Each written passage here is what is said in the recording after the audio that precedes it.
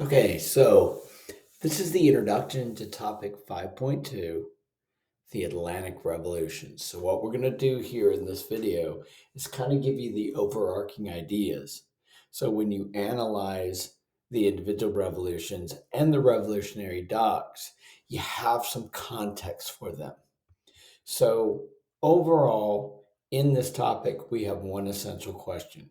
What were the causes and the effects of the various revolutions from 1750 to 1900? The second part of this is how enlightened were they? So when we look at our tasks, number one, we want to make sure that we define the term revolution and we really understand what it is as a concept. Secondly, we need to get into the overall causes of the Atlantic revolutions.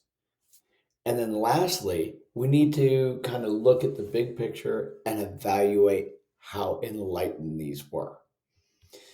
This focuses on the historical theme or the process of government. And within this, specifically, what we're looking at is the internal and the external factors that led to these revolutions and eventually resulted in new enlightened states. So when we kind of put it on a timeline, the beginning of the revolutions is usually set in 1776 with the publication of the Declaration of Independence. The end of this revolutionary period is 1815 with Napoleon's final removal from power. So between these two dates, we have the various revolutions. We have, first of all, the American Revolution.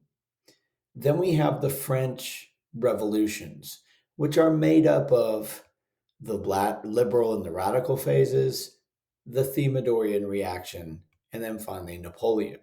Now, we don't need to know this much detail about what happened in each of these phases, but we need to understand that the French Revolution was a little bit more complex and a little bit more in depth because people could not agree on the changes. When the American Revolution, everybody pretty much agreed on the changes.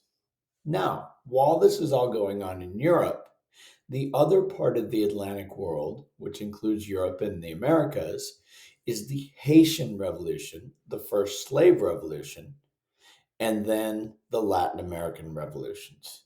So, just to give you a frame of reference, and this really isn't testable, but what I want you to do is I want you to understand we start off with the simple American Revolution, and then things get much more complex. So, when you kind of look at the main thing, I bring back this picture of the Leviathan. What these revolutions are literally focusing on is changing the system to take away the powers that this monarch have and to make governments that promote individualism, that give people rights and allow for self-determination.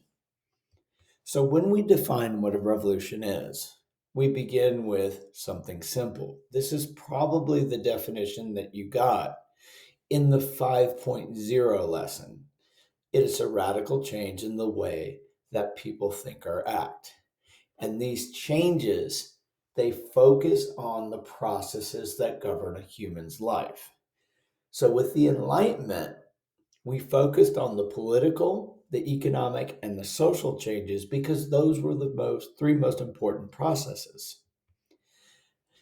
When you look at the goal, what we're looking at in these revolutions, and this is specific to the political revolutions of the Atlantic world, is we're reorganizing the political, the economic, and the social systems to include the Enlightenment, to promote individualism, to give people rights, and allow for self determination. So, when you talk about the main idea of what all of these revolutions are fighting for, they're essentially fighting to implement the ideas of the Enlightenment. But here we get a little bit more specific. When you talk about the political processes, there's three main things that they're after. So we said before that the Enlightenment stressed individualism, Well, individualism is really promoted by both political and legal equality. Now, I'm going to give you a hint here. This is something that these revolutions are going to differ on. Not that they're not going to give it, but who they're going to give it to. Secondly, civil liberties. Civil liberties are the same things as civil freedoms and also your rights.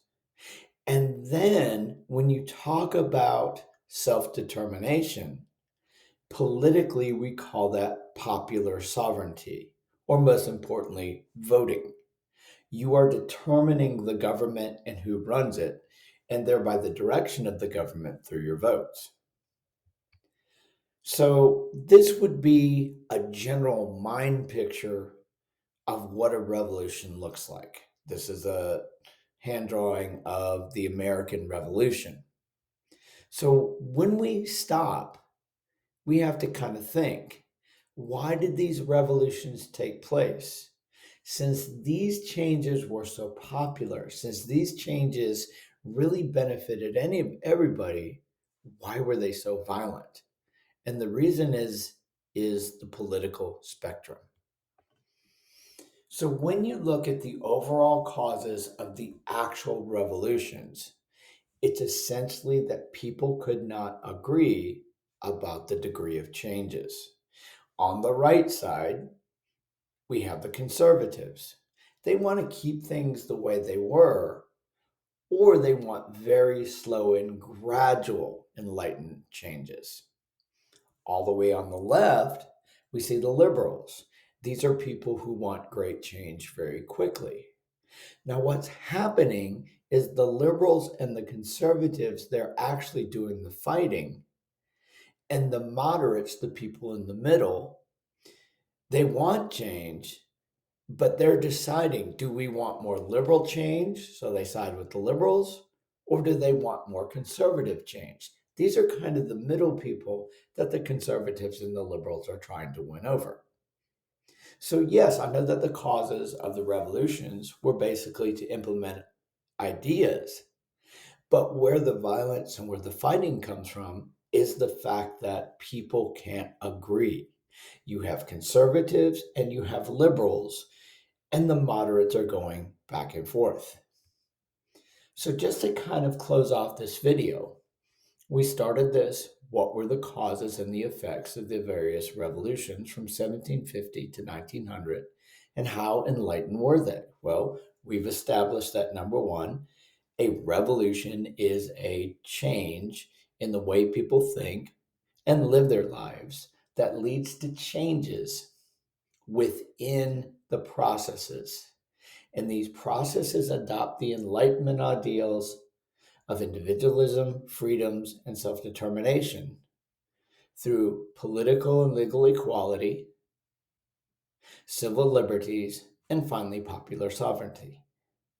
That when we talk about the overall causes, we know it's to implement enlightened ideas, but the reasons why they became violent is because of the fact that conservatives and liberals could not agree and started to fight. Oh, yeah, plus the other thing that I left out, kings really didn't want to give up power. So, in future videos, we're going to focus on the American Revolution, the French Revolution, the Haitian Revolution, and the Latin American Revolution. And ultimately, we want to know exactly how enlightened these revolutions were.